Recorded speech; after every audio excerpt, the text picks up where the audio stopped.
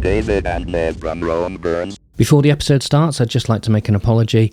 I was trying to cover the sound of my fan and I set my gate wrong, and therefore my voice cuts off a lot. So apologies for that. Anyway, here's the episode. I am here with Daevid and Nev from Rome Burns, and we are going to talk about music, because that's what we do here. So I guess the main thing is how did you both decide that music was something you wanted to do? I'll go first, Nev. Jesus. I fell into it by accident, if I'm honest. I picked up guitar. I was in my mid-teens, I think. It's just because a mate had a guitar, and I'm like, oh, that's so cool. It's some Strat copy. And, he taught me the first few notes of Smoke on the Water or whatever, the usual bollocks. And, from there, I think I got some G&R tab books and just taught myself. But it wasn't until I actually saw Rome Burns live in Cambridge that I actually went, this is cool.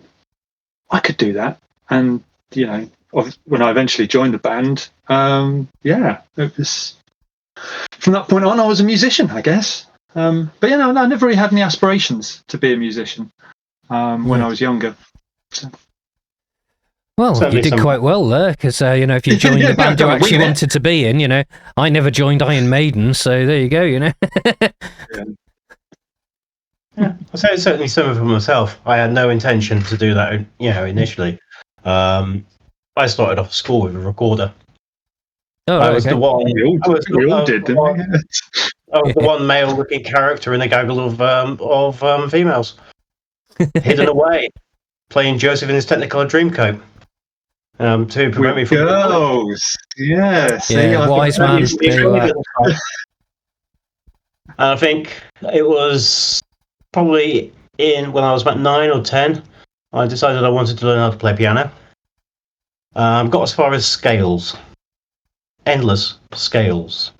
Mm-hmm. And that's pretty much when I ditched music for a period. I ditched piano, because I'd learned how to read music as well. I ditched that. But pretty much have no recollection of how to read music. I want to do it again, but it seems to be a little struggle for me. Tablature is fairly easy enough and serves me fairly well. Or learning by actually listening to music. But it wasn't until I was in college that I started to play guitar. So I picked up my dad's old classical guitar and started playing around because he had some chord books. Started playing with those chord books. Took up an elective to play guitar. So basically that was an extra study thing. I was at art college at the time. And when I moved it was in Norfolk, when I moved from there to Cambridgeshire, I pretty much had ditched art by that point. And I was just noodling playing guitar in my bedroom and that. There was a chance meeting with Simon. That ended up joining a band. I mean, I've always seen other bands play on stage and thought, it'd be nice to do something like that. But I've always been more interested in the creative side than the stage side. Yeah. But you have to do the stage side. Unless you're an obstinate bastard like me. Yeah. But so that's interesting, actually, because I was going to move on to, because it's all very well, there's lots of people who play instruments, but there's not, well, I guess there is a lot of people who create as well, but,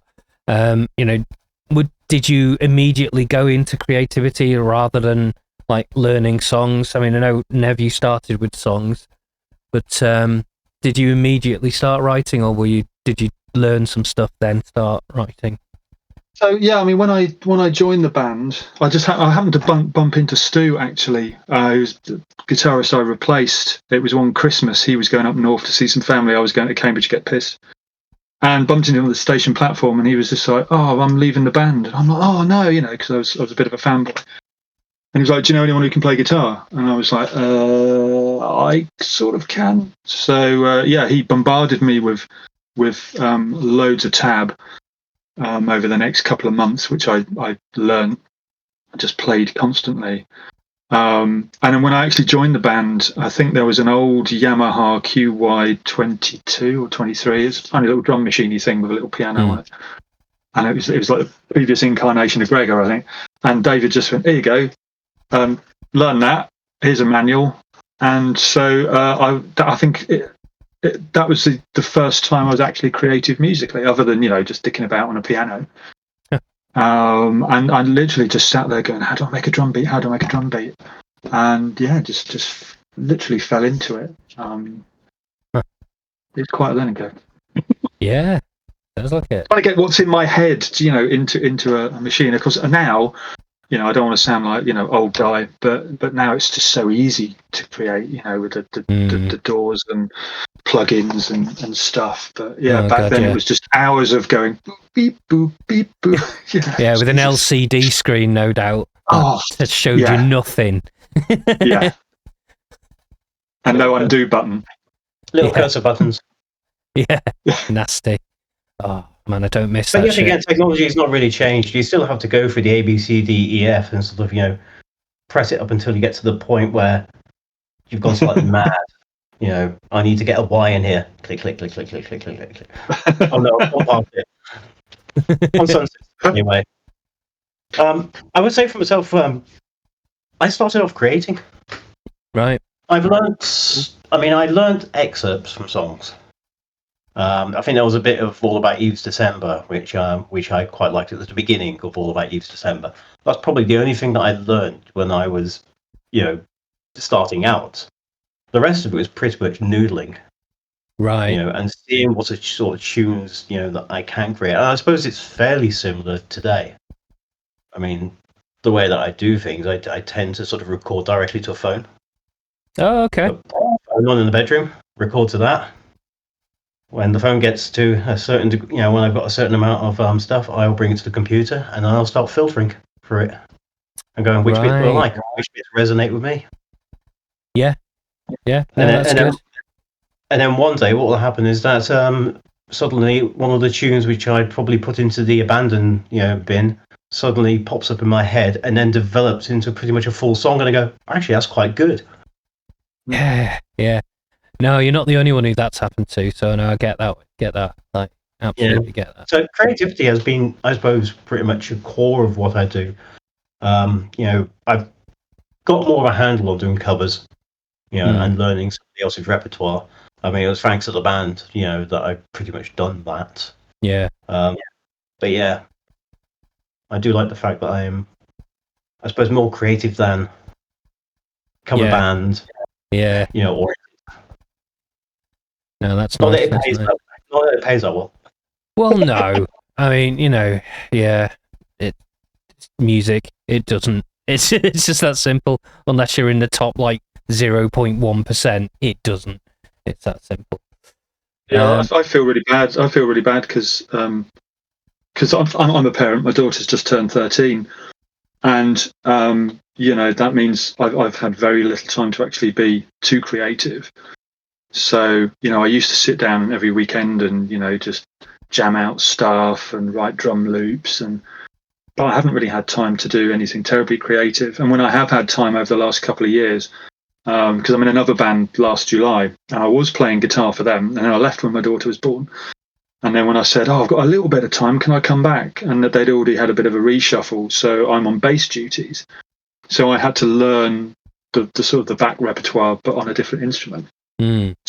So all of my creative energies have just been, as David just said, spent on doing covers almost, but it's covering my own band, and learning the bass side of things. So I keep promising David and Simon this, but I'll sit down soon and I'll write something. I promise. Now I'm also in the middle of kind of building not building a studio. That sounds terribly pretentious, but I'm getting a garden office towards the end of the year. Nice. And hopefully I'm going to kit that out properly with, some decent kit and get a dedicated PC or a Mac or something. Just have a proper environment I can go into and create. Because, at the moment I've just got this little office that I used to work from home in during, COVID times. But if I want to do anything creative, I've got to plug stuff in and fire stuff up and remember how to do this. And by the time you've done that, it's gone. Maybe I should do more. What you do, David, and just get the phone out and put it on record and stop procrastinating. Well, might be easier, but I know what you mean, though, because I mean the office I'm in here, I do my music in here is probably obvious by all the crap behind me, but I also do. This is where I work as well, on the same machine. So as you can imagine, I'm sat there working, and I can see the icon of my door in the corner, and I'm going, and it's like, I could play with that synthesizer I haven't really learned yet. And it's fire up Cubase between meetings. Yeah. That's it. Yeah. I suppose it's similar with this computer. It's my music computer, but it's also my computer I play games on. Yeah, same as well. Yeah, games as well. Yeah. And music. And I mean, Go on. I've got a synth over here as well, so it's my Moog paperweight. Comes in handy when you want to. I think the one time we emulated a theremin on one of our songs. I took that down to a studio in Nottingham and just played around with it until we got theremin-like sounds just to sit in the background. Does have its uses, but yeah, I don't get to plug it in a lot. I know that when I lay down any guitar tracks, it's into a Focusrite iTrack Studio, into an iPad. Okay. So it goes directly into there, into the bedroom. If I want to amp anything up, then it's the spare room upstairs. I got my amp up there, and then put it through there. That goes into the iTrack, goes through the cloud, goes into my DAW. So therefore, I can be anywhere in the house and do these sort of things, rather than have to be trapped, at the computer. Oh, that's nice. Yeah. Cool. Yeah, so I'm guessing from what you guys have said then, I guess, David, you're the primary songwriter. I'm going to guess then, or at least musically, anyway. So originally, I think Nev's come on a lot, a heck of a lot more over the years. I think Nev's been writing, quite a considerable amount of music. And we tend to sort of trade off ideas too, given the fact, it's not a complete. We're not in the Billy Corgan sort of sense of, one person creates all the other songs and the other people have to, suck it up. The other people are typewriters. Yeah. It's more the case of, Nev will come up with parts for a song, or I'll come up with parts for Nev songs. Right. So okay. You put our own stamp on there. There is a joke in the band that basically, we'll have our own little ideas. One of us wants to do, I don't know, a Paradise Lost style song, right? But by the end of the process, it's a run burn song. Right. Because all of us have actually had our input in it, and it just comes out the other end. Different from the original inspiration, yeah, but probably comes out better for it. Yeah, it is really bizarre that I'll come up with an idea, as David said, bring it to the band, he'll put his stamp on it, and before I know it, it's just morphed into something completely different.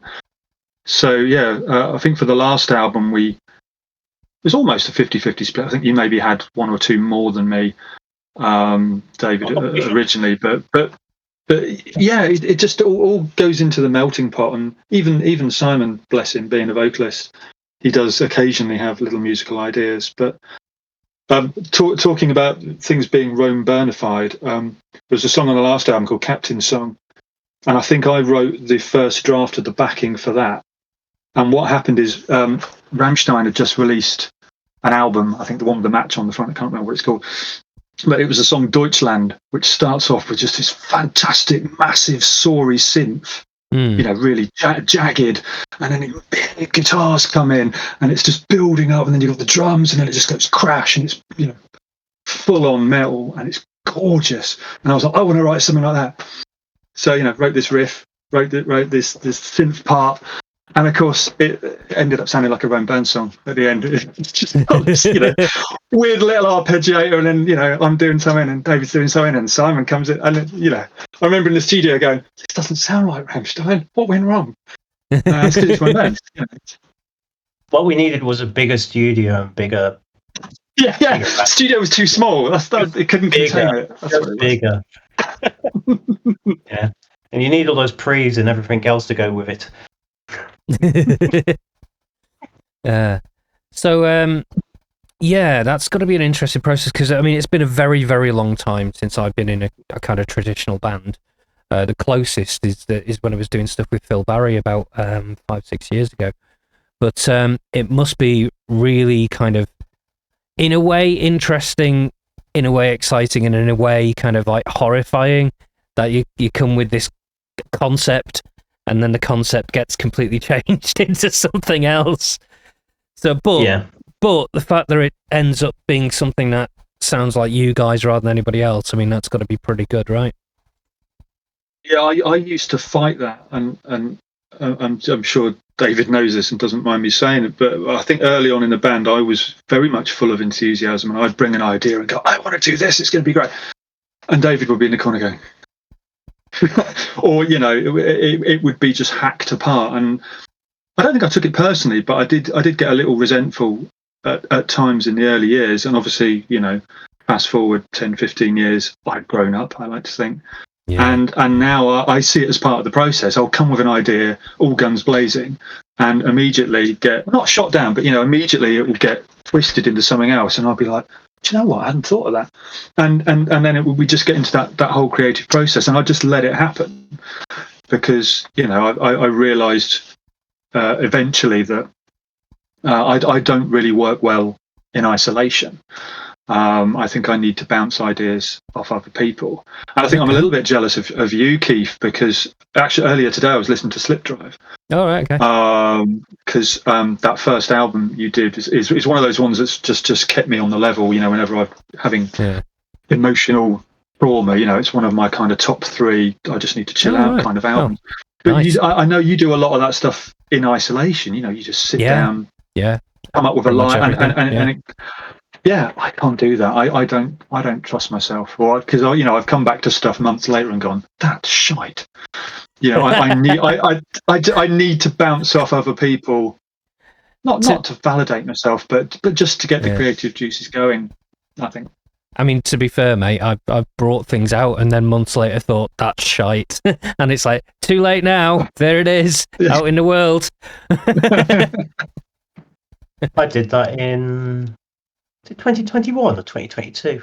Hey, that was a good album. I like that. It's only 4 tracks. It was 4 tracks. Yeah. So I did a thing under the moniker The Colour Fades. Mm. And it was a solo thing, which, yet again, recorded in bedroom, because it was all pretty much during that lockdown period where I'd done all of the writing and everything else like that. Mm. And I recorded everything on there, given the fact that it's kind of in that typical, the drums aren't real drums.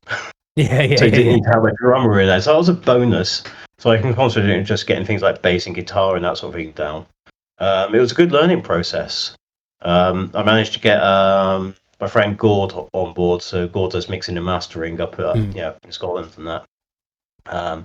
So he could do what I'd call the other bit of the donkey work, which is getting it to all play nicely together. Yeah. And I just concentrated on making sure that it was recorded as well as it could be recorded, given what I had.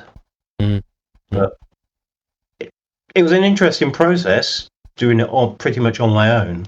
However, I do enjoy working with other people in the band.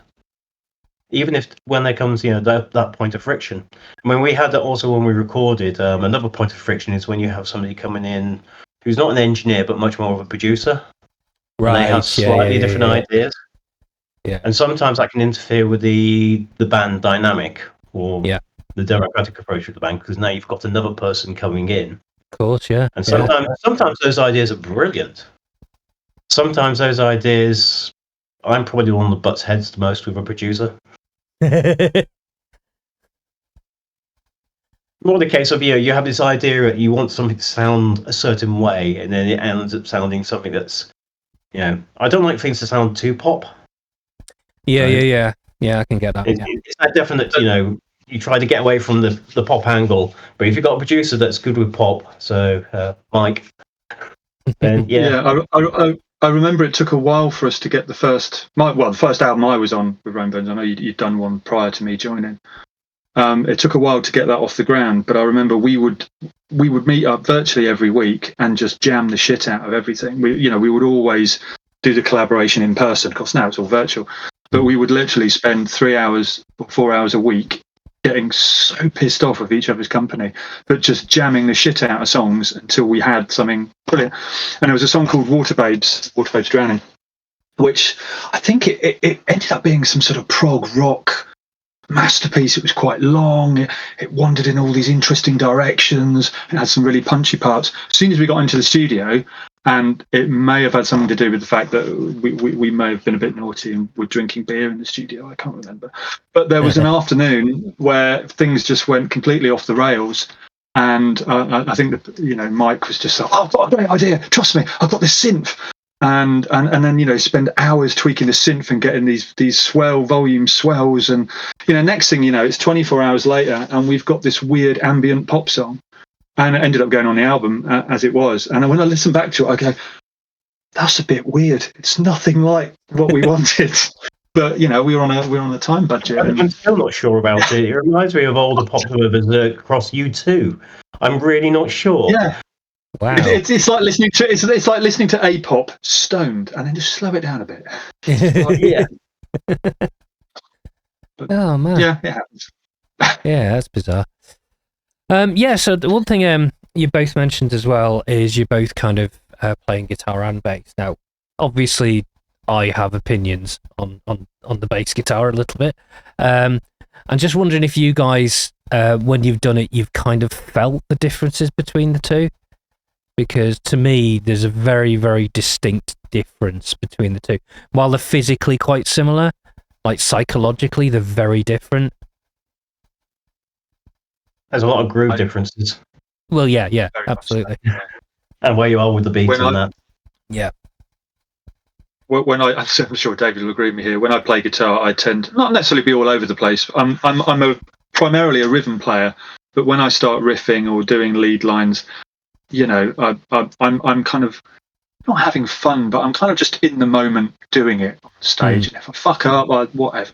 But when I play bass in Last July, I am really, really focused. And if I just drop one note, because it's mostly like 8s or 16s, it's nothing too fancy, but it is a different beast, a different mindset. And I don't maybe move around or I'd say have as much fun. It doesn't appear as if I'm having as much fun because I just feel that bass is something important and I somehow need to focus on it a little bit more, even though we haven't got a real drummer. So, and the fact that nobody really cares, but yeah, I do approach it, I want to say more professionally, but that makes me sound like a right twat. But it is a different mindset playing bass. And of course it's longer and you're missing some strings. So, yeah, but my setup's a lot easier. I have one pedal and one sound, and I just go bongity bongity bong for an hour. Whereas in Rome Burns, I've got like 10 patches and all these buttons to change and stuff and levers and. Yeah, I know the feeling. What about you, David? I've never seen you play bass. Obviously, you have on your stuff. But how do you feel about bass? Most of the time, I play bass like a guitarist. Yeah. So you have to really, you have to get in the mindset, to try and not play bass like a guitarist. And that is really, for me, it's pretty much slavishly following the drums and then following certain spaces where you've got intervals with drums and that, and plugging in gaps or syncing with, certain aspects of drums. Yeah. And try not to think like Peter Hook. Yeah. The bass player who is not a bass player. Yeah, indeed. Yeah. And that's also because if you end up doing that, you'll end up just doing Cure riffs. That's very true, actually. Yeah. And it's another link. Hookie's riffs sometimes can morph into Cure licks quite easily. Well, it's that six-string bass, isn't it? Some of the earlier Rome Bird stuff for myself had been heavily inspired by The Cure. So it's it's always a thing that I'm very careful not to want to get into. That's entirely fair. I made the big mistake of trying to be a bassist. Earlier in the year, I was watching a load of YouTube videos that were recorded during lockdown. It was John Taylor who did a load of stuff on. He basically had all the master stems and that for Duran Duran, and he was just playing around and noodling and going, "Oh yeah, this is how I did this," and I was watching this going, "Wow, that's so cool. Maybe I should do that." So when last July, had a new song, I'm like, right, I'm going to do this in the style of Duran Duran. So it's all bongedy bongedy and uppy downy and octaves and shit. And when I look at the tab now, I think, what are you thinking? And whenever we get to that song live, instead of just the usual, just keep it going, I get to that song and I'm just like, oh God, it's all over the place, and you've got to find a riff, and it's a nightmare. Yeah. So I'm not a bassist. I've discovered not quite that funky. I am that way when I write guitar lines anyway. And, I'll write a guitar line and I'll go, yeah, but will you play that live? Yeah. Will you play that live when you're nervous as hell, when you're playing to a large audience? Will you play that live when you've got a drink? Yeah. That's a good point. Yeah. So basically, you just go, right, no. Keep it simple. Don't make it too, complex. Yeah. Think about the band, the situation you're in, and that sort of thing. Think about the fact you can have another guitarist as well, another guitar. You can have another bass in there. You might have a synth in there. Right? So how much layering is going to be involved in this? And so I tend to try and keep it as fairly sort of uncomplex as possible. Yeah. Yeah. Because we're not that type of band. If we were a math rock band, then yeah. Well, that's the thing, though, isn't it? There's a beauty in simplicity, really, with music. I mean, in a way, because, when I started out, I was throw as many ideas as possible, do as much stuff as I possibly could. But really, if you can get away with just a couple of things, that's an absolute win, because it means what you've got's really strong, I think. Yeah. Yeah, I think I've fallen foul of that. I like to just, I like to do a lot of chuggy riffs, and certainly early on in Rome Bones, it was always like, I want to be heard, I want my contribution to be important. But now it's just, as David says, it's just keep it simple. And I must admit, David, sometimes I've got a song, and then I hand it over to you, and I'm expecting you to do all this noodly stuff. And sometimes you just do these really simple, floaty lines. And I'm just sat there going, shit. Why didn't I think of that? Just, nice and simple, just filling in the cracks. So, I've often said and often wondered whether or not, if we actually did a straight up goth album, we could probably get it done in about a few weeks. Literally. Yeah. Because those just simple lines of what is the backbone of what a lot of, what do they call them? Post-punk acts are doing at the moment. Just detune your guitar by, quarter of a tone, and then you're pretty much there. Yeah. Yeah, we're not a goth band. We're a band made up of goths. Okay. Speak for yourself, I'm a metaler. Yeah, there you go. I'm a metaler that wears eyeliner. Nice. Yeah, so, talking of that kind of thing, though, have you guys ever, unfortunately, David, I haven't listened to the colour, what was it again, the Colour Fades? Yep. Colour Fades, I haven't listened to that. I will put that on my homework. Have you guys ever decided, all right, I'm going to experiment outside of what we normally do inside this band and do something else for a while? Like, what kind of thing was the Colour Burns? Was it similar enough, or was it really quite different? Was quite different. I mean, it started off with a song which I probably inspired by Daevid and Phantom Chords, was one of the very first songs which I did. That was a song that I did called Turn to Shade. The EP which I did following that was quite different from Rome Burns. It involved my voice, which I'm still not comfortable with. I don't think we're ever comfortable with our own voices. Yeah. And I suppose the first 3 songs on it, following the same sort of alternative vein, very much pulling out influences from the 90s. And the very last song, which is an instrumental, was done in drop C sharp. Oh wow! Okay. Nice. Well, it's C sharp, yeah. And that's Paradise Lost tuning. That has pretty much carried on. That fascination with drop tuning has carried on, and I want to bring it into the band. Okay, yeah. Not Yeah. low, maybe drop C. Yeah. Right, so D standard, drop C, that sort of thing. See what it does with Simon's voice, and see how that all works. That dynamic works. That's interesting. Because we've been playing standard for so long, and you start to get a little bit. I don't know. It's that sort of thing where if you change a tuning, even if you're dropping, a semitone, it helps generate new ideas, spark new ideas. Yeah. Or change the direction a little bit of the band itself, where over time, yes, we're 3 albums under Nev, 4 albums, but you're talking about a time span of about 20 years. Most bands have done about 6 or 7 albums in that time. We are a bit slow when it comes to releasing stuff. The last thing we released was just before COVID hit. Yeah. We couldn't tour it. Of course you couldn't. That's it, because you kick-started that, didn't you? You had it kick-started, and then the album came out, and then that's it. Sorry, everyone go to your homes. That's it. Everybody home.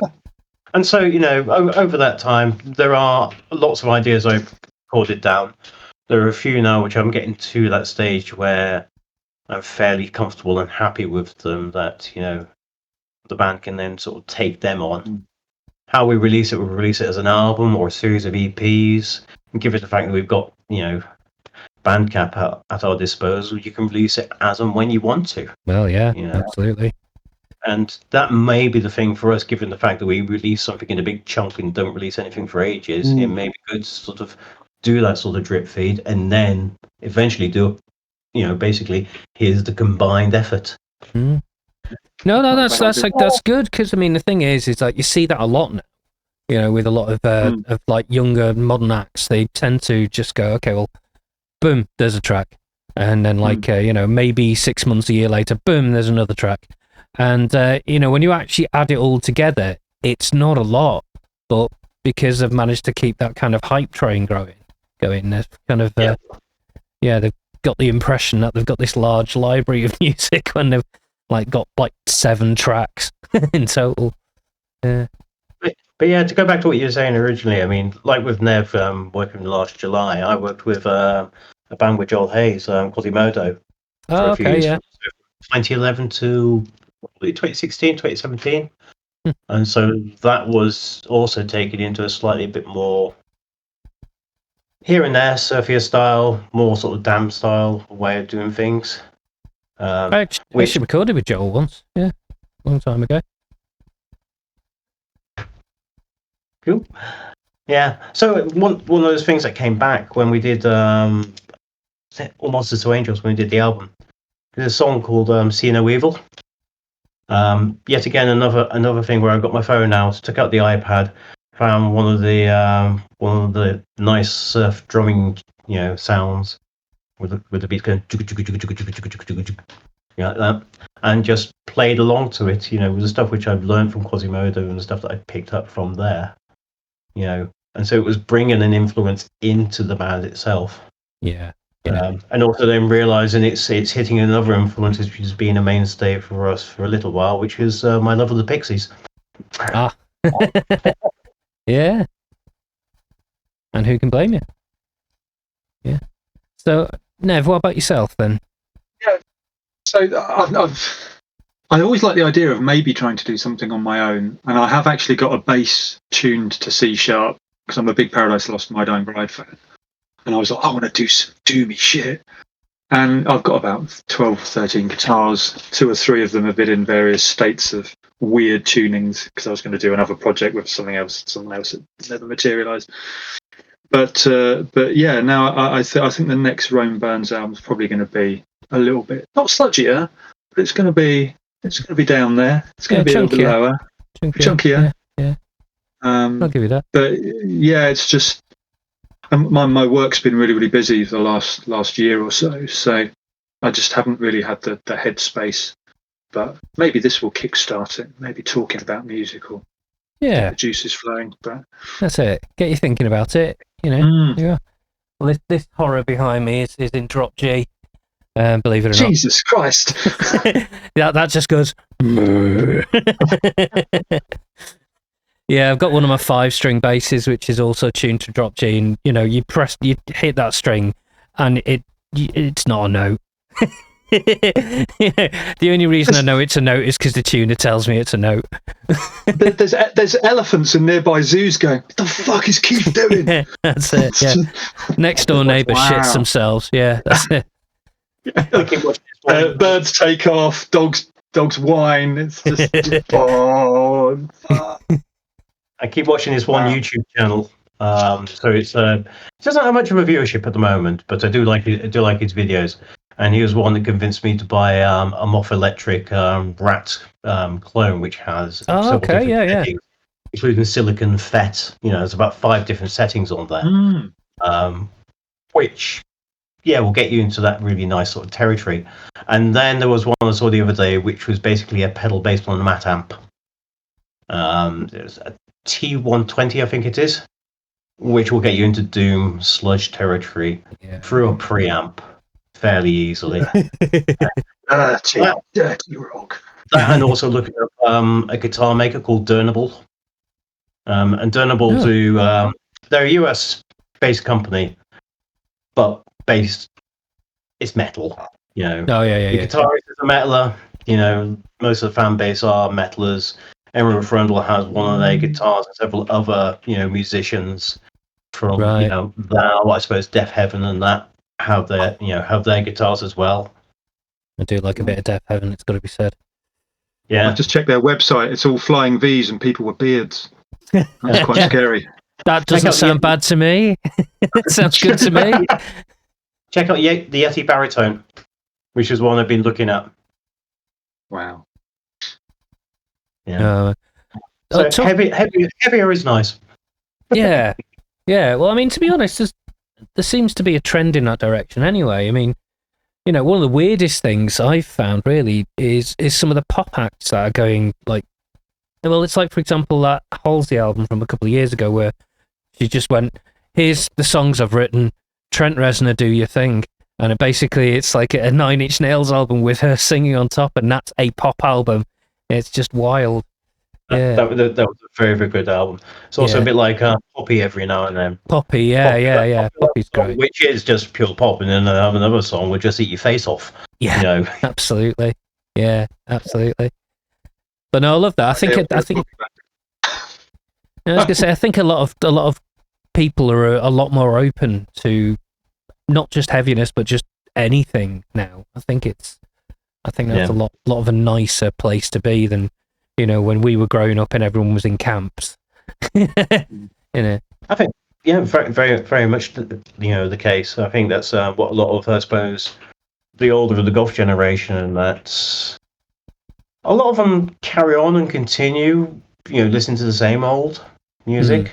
But there's a lot of people, our ages and slightly younger, who will go out of their way to listen to new music, and it won't be on, necessarily on the scene. It will be outside, in the metal scene or the pop scene, or the wider alternative or the indie scene and that.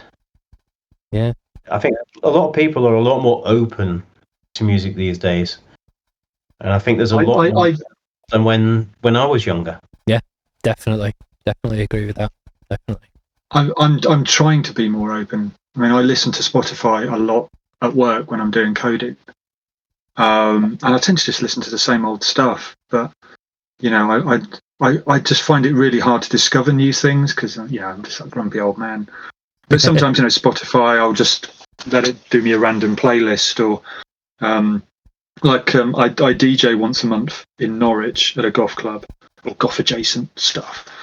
And I never know what to play. It tends to just be the same old shit. But I've found a couple of YouTube channels where people do just do playlists once a month or whatever of new stuff, new golf stuff. And I've taken to just grabbing a load of shit from there, or when DJs I know put their set lists up online. I'm like, oh really? Let me just have a look at that, and you know, and I'm kind of using that to try and discover new stuff because I don't know what's relevant or what's good. But I've found some pretty good tracks that I'm going to be DJing this Saturday, and I think about a third of my set list is just nicked from this stuff. But it's good. Nice. I've also got a really poor memory, so I'll hear new stuff and go, "That's amazing!" Yeah. And then the next day, go, "I can't remember what it was." Yeah. Who was that? Oh God. That partially explains why I have about 50 different tabs open in Chrome. Yeah. I've seen your browser. He's not wrong. Oh man, chewing. You close that down, that'll be the end of the world. Yeah, that's it. Computer sets on fire. That's it. Game over. Yeah, but I mean, talking to YouTube, I think one thing I think is very different to when we were like learning instruments and things is how much more access people have to learning resources. I mean, it's like I have like, I mean, it sounds really bad when I say it like this, but I have a problem with my right hand. And it's just basically my picking hand, the technique on it is just fucked up. But the problem is that I've played that way for decades and I've tried to stop it and I just can't. So, you know, but if I'd had access to those things, I would have probably not ended up in this situation. So do you guys have any kind of like funny techniques that either have been positive for you or like me have kind of screwed you over in certain ways? I used to play like Django Reinhardt. All right, okay. Fingers. The 2 fingers. Oh wow. Oh, I see. Yeah. And I've learned over time to actually use, the full set of fingers. I still don't play smoothly. I can't play really fast solo lines or anything else like that. However, I can compensate and I can create, this is probably another reason why I'm not in the covers band. I can create songs which do have that impact at the right bit in solos. I don't necessarily need to do whittle lines or anything else like that. Yeah. But that's one of my foibles. Also learning how to hold the plectrum properly and to not clench so much. Yeah. Also helps having long nails in this hand. Yeah, I can see that. Yeah. If you clench, you're going to hurt yourself. No, I have actually fixed. Sorry, you, Nev. Go on. I was going to say I fucked myself royally at the very beginning of my career because I'm left-handed, but my mate was right-handed when he taught me guitar, and so from that point on, I have learnt normal right-handed. So I picked up a left-handed guitar before, and it's just like it's just wrong. So I don't know if that's influenced my technique. I think my right hand, I tend to be more rhythm just because I've spent so much time trying to get that right hand just to hit the beat. Maybe to overcompensate for my left-handedness, but theoretically that means I should be a wizard with the left hand. But no, I don't know. I've crossed some wires in my brain, so quite how I managed to play guitar at all, I don't know. But yeah, I mean, I can't undo it now. I'm too old. Yeah, it's a common thing, though, isn't it? It's a common thing, unfortunately, that a lot of left-handed people end up playing right-handed because it's the standard. But you didn't have left-handed guitars 30 years ago. Well, you had like one. Yeah, one, and it was terrible.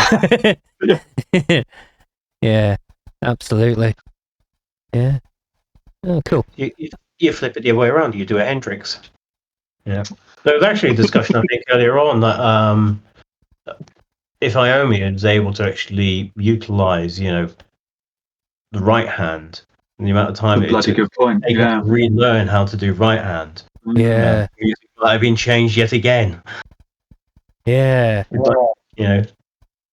But I'm really glad he didn't know, because we wouldn't have had Black Sabbath the way it was, and frankly, I like the way it was. I don't want that to change. Thank you very much. Indeed. Yeah. Maybe that's just what makes it work. Your weird playing style, my weird playing style, and then you stick it all in a pot with our various personalities and our bearded vocalist, and somehow stuff happens. I mean, it's possible you're right there, because I think if everyone's a virtuoso, nobody's a virtuoso. and it just ends up sounding like boring. I think that's very, very true. I suppose with the uptake of AI music at the moment, given the fact that there are AI channels dedicated to it. As soon as you said that, me and Keith both went, "Oh fuck!" Yeah, it's just shocking, isn't it? With the exception of vocals, which I still don't think they're really there yet, because it still sounds like and that's of course they're purposefully trying to make it sound like it's a vocoder, and also the lyrics are absolute. Oh god, they're hilarious. Yeah. But musically, you can get something that sounds reasonable demo quality, out of it. I think the one thing I always find interesting about the AI stuff is it's all been trained on MP3s, right? So as far as it's concerned, all the missing frequencies, that's how music works. So that's why when you get an AI thing, it sounds more like an MP3 than an MP3 does. It's just like you get all that kind of weird artifacts in it. Yeah. Which is great on YouTube. Yeah, which makes it even worse. Yeah, God. So that's one thing I was wondering as well is obviously I think all three of us have too many guitars probably if such a thing can happen. Have you ever had one that kind of really surprised you? Like you picked it up and it was better than one of your others, even though it was half the price, that kind of thing, just a guitar that kind of surprised you. Oh, there you are. They're thinking. Yeah. I've got two. I had a Jackson Warrior XT, which big pointy fucking thing, with the custom case, so it was massive, filled up most of the car. And when we used to do car sharing for gigs, so it used to take up most of the bloody boot. And I loved that guitar, but I traded it in.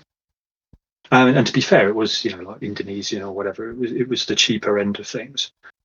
But just for sheer stupidness, because of the shape and the fact that Floyd never stayed in tune, but had a fat maple board, and it just I think it was maple.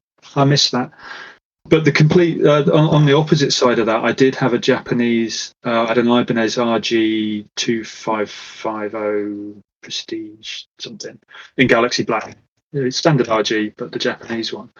And again, I traded that in.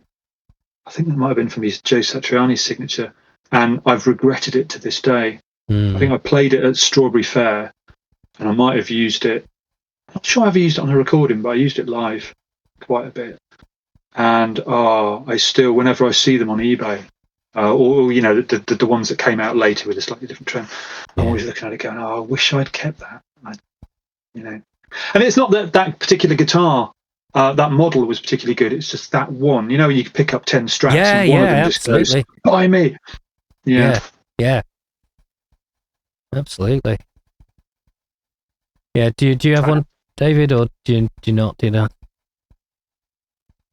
Well, in terms of you're not as fickle as me. You're pretty good for your guitars. You make considered purchases, unlike me. I'm a bit of a tart. Considered purchases. I still think the best guitar to this day for me is completely inverse to what you're talking about in terms of cheaper guitars. I bought a Novo. So okay. Dennis Fano guitar. This was during one of my more recent attempts to quit smoking. I'm now on an attempt at the moment which is not involving saving up money or anything else. I'm doing it for my health. Yeah. But previously, it was basically save up money for a certain period of time, and at the end of that process, buy this guitar, or basically order that guitar from Coda Music. Right? Yeah. Which I did. Yeah. And then I carried on smoking. But the guitar, in terms of, when you pick up a guitar and you can immediately dig in and you can play it and you can enjoy playing it, it's not a struggle at all. And that's straight out of the box.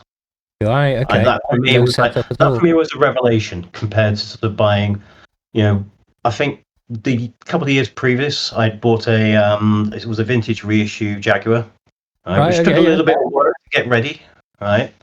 The PRS Myra, which I'd got, which was 24 fret, that was decent enough. I suppose cheaper guitars, a Gretsch Electromatic. So it was a 5120, so basically the hollow body Gretsch. Oh yeah. I know what you mean. You had a Gretsch? I had two. I don't remember that. Did you? I had two. I had one in racing green and one in white, and they both made me look like a midget on stage. Yeah. Racing green, nice. I bought a telly at one point, because I always had a fascination with tellies. Because I remember, back in student days, other kids having tellies or telly rip-offs, and they always look like fascinating guitars, And so I hit that telly itch, and recently I rebought an SG. I bought an SG Standard, which I should have bought in the last century when I bought a Les Paul Studio and regretted it. Les Paul Studios, yeah. Les Pauls are not. They're great guitars if you want to do Guns N' Roses and stuff, but they're for me dead weights, and they're terrible for positioning. Whereas an SG I always thought was a lot better for my positioning. I was going to say, the thing is with Les Pauls, of course, is like they're great for making sure that like the last three vertebrae of your spine are fused. They're just absolute nightmares. I never understood. I never got my head around like the tilty neck. Whenever I think you let me play your studio a couple of times, and I just look at it and go, "What the fuck is bent?" It just didn't work. It just didn't work. But your Novo, I must admit, it's not my bag at all, and I probably couldn't play it. But there is something about it. It's like in some sort of fantasy film where some guy's got a magic sword that only he can wield. And I must admit, I go near the Novo and it's like, oh, I really want to play it, but I know it just won't work for me. But for you, it really does. And it's just such a cool instrument. It's a semi-hollow built by a manufacturer that knows most of Jazzmaster Jaguar foibles and has created a guitar which basically solves most of those foibles. It's got a Mastery bridge and trem on it, right? So that completely cuts out most of the issues you've got with a Jaguar and stuff. It doesn't have to rely on the silly pitch angle that you have to introduce in a Jaguar, and can be played with light or heavy strings. It's a beast, it really is. The thing I love about Jaguars and Jazzmasters, I love the fact that you have to fight with those. Sometimes you have to fight with a guitar. Yeah, I can completely agree with that. Is it worth it, do you think, then? Because I've got a Jaguar, but because it's got Jaguar pickups and I'm a humbucker guy, I think the couple of times I've brought it to band, to rehearsals, it's just squealed and it's just not felt right. So you reckon I should just beat the crap out of it and fight it, and maybe I should get the Jag out? So you got me thinking now. Yeah, throw some humbuckers in it. There you go. Is it P90s? Have they got P90s in it at the moment? Well, no, it's rooted for single. The Jaguar singles. Single coils. Oh yeah, of course. Yeah. Get some Fishmans in there. Oh yeah, Fishmans. Oh man, it's a weird shaped cavity though, weird size, but you should be able to. Nah, you'll be able to find out a way. I reckon your dad can help with that. I'm pretty sure the amount of different pickup manufacturers out there, somebody would have devised, a pickup that will fit in with a Jaguar, which will basically do the humbucker. But then I'll just sound like all my other guitars. Maybe I should just leave it. It's like when I got a Strat, I actually treated myself a few years back to a proper Strat, an American Strat. Gorgeous instrument. First thing I did, whipped out the apparently amazing noiseless single coils, dropped a load of I dropped some bare knuckles in it, and now it's just a fat, evil machine that looks like a Strat. No, I had to go with one of those Strats with noiseless pickups, and they're basically like mojo-less pickups is what they are. They're just like, ugh, nasty. I'm still not sure about, I'm not sold on the idea of Strats and Strat shapes. It was my very first electric. It was it was a cheapo Strat, a Jim Deacon. That's what it was. Oh my god. When I took off the because it was candy apple as well. Oh right, okay. Years later, when I took that off, actual plywood body. Yeah. Oh, nasty. Yeah, there's several tuners where basically it's just one piece of metal with this sort of like almost bent to diamond Oh, configuration at the back, so the 70s oh, style tuners. I mean, it probably was an 80s or early 90s guitar. Argos guitar. Oh, you reminded me of like there was this Aria Pro 2 bass I had, and I thought to myself, oh, right, I want this to be like a polished wood. That's what I want, right? So I took all the paint off and discovered it was just compressed paper. It's just one of those things. It's just like, it's not even proper wood. So it's just like, okay, well, I guess I've now got a accidentally relicked guitar. There you go. Nice. I had an Aria Pro a bit like that early on. I also had a Japanese Aria Pro that it weighed more than a Les Paul. It was this huge thing. I had to get rid of it just because I couldn't lift it. It was insane. Again, I think I regret that. I saw an advert recently actually that Aria are releasing their or re-releasing their basses. As in the one with the through necks and everything else like that. Yeah, the funny thing is that it wasn't that particular Aria. It wasn't that particular Aria, but like there was one Aria, a fretless one I used to have, and that's the one I miss. The only one out of all the ones I've kind of traded in and sold that I actually miss. So I might have to have a look at that. And if my wife's listening to this, of course I'm not going to buy it. I'm just going to look at pictures. So yeah, there you go. Yeah. So, are you guys? Obviously, it's been a while since you guys brought out an album, 2019. Yep. Have you guys been working on material since then, or has it been a case of there's been too much of a break? I know, obviously, Nev, you've been had a lot at home and stuff, but I'm just wondering, has work been going on, or is it more kind of a working on other things instead? Simon's been sharing ideas. So lyric wise, I've been working on songs. I think, so there's two. There's one rummaging around in my head which I've lost the thread of, and now I need to listen back to that thing to reconnect with it. When you got something that's going around in your head, but you remember the source, you remember what it came from. You just need to dig it, and you go, right, it's in that folder somewhere, and as soon as you hear it again, you'll reconnect with it. Yeah. So the idea of the progression. So there are 3 songs, so that's enough to be getting on with. Given the fact that I've got about quite a few phone recordings which I've already filtered through. Yeah. That, and also there was a recent, thanks to sales, door drum purchase. Which has helped me just be able to go through just various different kits, various different patterns, and you just go that pattern, but a bit more like this, or something else like that. I mean, one of the songs is basically inspired by a bass riff. Oh, okay. I wrote, and so I've done the guitar riff on top of the bass riff.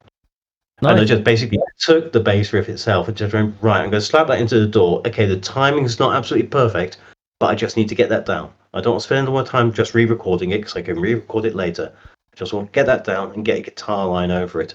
So I did all the stuff in the door downstairs, bounced it through cloud upstairs, recorded the guitar. And I always try to get a bit more than just one riff through. So at least try and get like first chorus through there, because then you can make that progression. You can make that into a template, and then you can fill in whichever gaps you need to, depending on the song. Simon tends to go through a period of like, he either has to create something from scratch, or we just look through the stuff that he's compiled over the years because he's a poet, and we basically, right, can you make that into a song? I think you did that earlier in the year. I think I requested he just sent me all of his lyrical bits, and I think there was 2. I hope I made a note somewhere, but there was 2 bits that I think I was having a dull time at work waiting for some meeting to come up, and I was just reading these lyrics and started just humming a tune.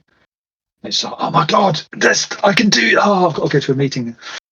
But I think that there was a couple of gems in that, and I also earlier in the year I remember you put a few things in Messenger, David, kind of really ethereal kind of reverby laden stuff, and I'm like, that sounds really good.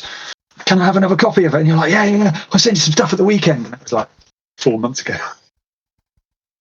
So yeah, we'll get there. But Okay, there. It's taken time, and I think the biggest factor we've got is finding the time to fit these things in.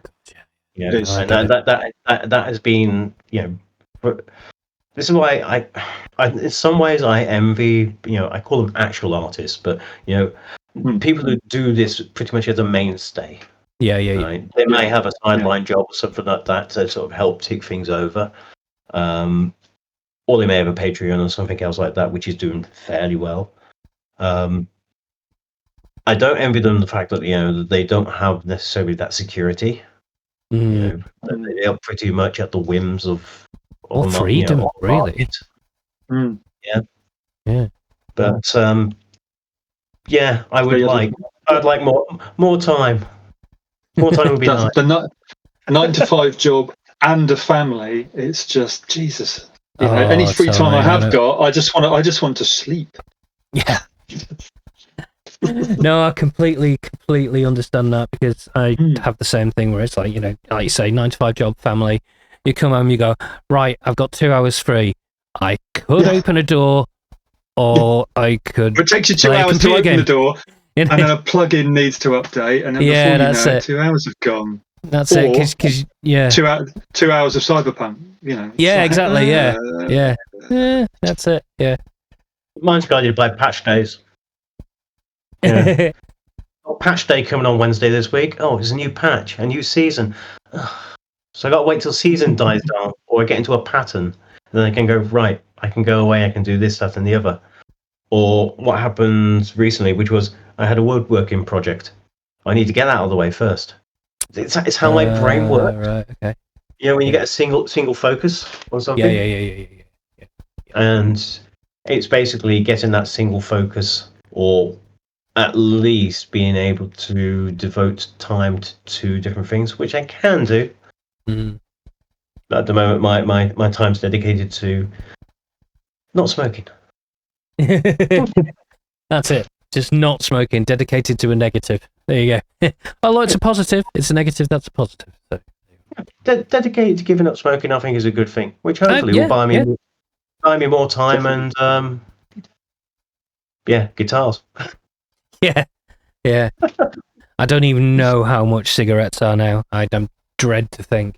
It'll cost you about 400 quid a month if you've got a 20-a-day habit.